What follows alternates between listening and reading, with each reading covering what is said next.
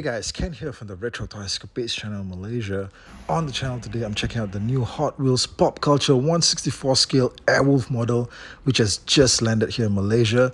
Special thanks to longtime channel supporter Alex Tan for helping me secure a unit for review here. Now, Airwolf is of course based off the very popular futuristic combat copter as seen on the classic action-adventure TV series that aired on TV in the 80s and has a fan base that endures until today, with the show having celebrated its 40th anniversary last year. Now, I talked about the card visual in a previous video. This shot here of Airwolf just parked quietly in stationary mode does look bland compared to the action-packed feel of the original Hot Wheels Airwolf release that they collaborated with Bandai on all the way back in 2002. But anyway, it's still Airwolf, so it's still awesome. Alright, now the top of the card features a glimpse of the file name of Airwolf's top secret government dossier, stated as A56-71. However, on the show, it was named as A56-7W. So what's up with the change? Right, no idea.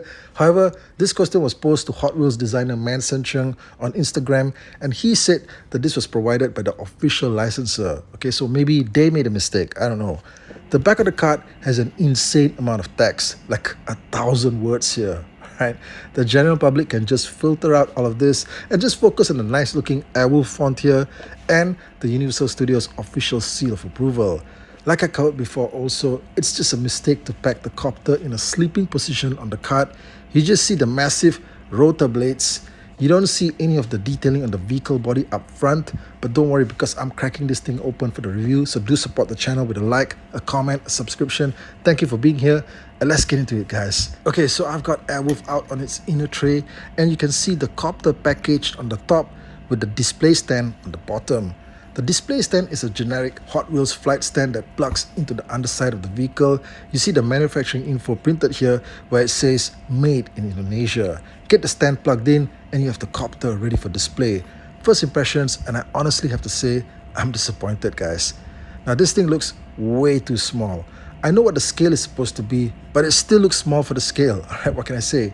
Now, all of the black paint wash that they use here obscures the detailing that's on the main vehicle body, and that is just regrettable. Even the front end of the cockpit, the most defining feature of the copter, looks extra miniaturized. And I really needed this section to look larger. As it is, it has no impact. The router blades, come on, okay, they're just too massive.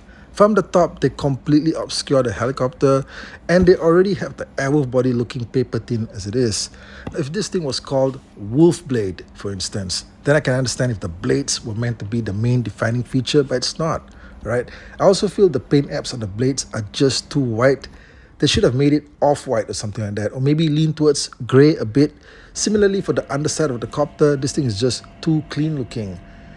Now, I really don't like the way the connector for these blades turned out. Okay, the connector section here seems as big as the cockpit. Now the blades do spin smoothly though, alright, so that's great. And there's also movement on the tiny rear router, so in a way you do get some articulation with this thing. Overall, I am surprised at how disappointed I am with this whole release. I mean, was I expecting too much? Not really. Okay, this isn't meant to be a premium item, even if the card does say Hot Wheels Premium. All they needed to do was just make the vehicle body a little bit bigger, the blades smaller perhaps, and maybe a lighter shade of paint all around. Needless to say, if you are an Airwolf fan, this is still essential for the collection, as modern day Airwolf stuff almost never turns up anywhere. But let me know what you think of the video in the comments. Thanks for watching as always, and I'll catch you guys again real soon. Take care out there.